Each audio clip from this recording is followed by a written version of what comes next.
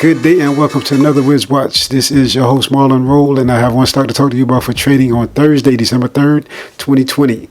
And that stock is GoPro Incorporated, and which trades on the NASDAQ Composite Index under stock symbol GPRO. GoPro Incorporated develops and sells cameras, drones, mountable and wearable accessories in the United States as well as internationally.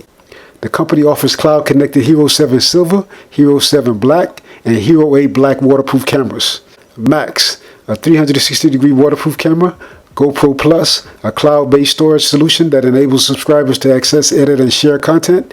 Quick, a desktop editing application. And GoPro App, a mobile app that uploads a user's GoPro photos and video clips to a smartphone, as well as allows users to mix and match filters for a customizable editing experience. As the day came to an end and the stock market closed, GoPro ended the day trading at $7.79, up 33 cents or 4.42% on heavier than average trading volume of 7.38 million.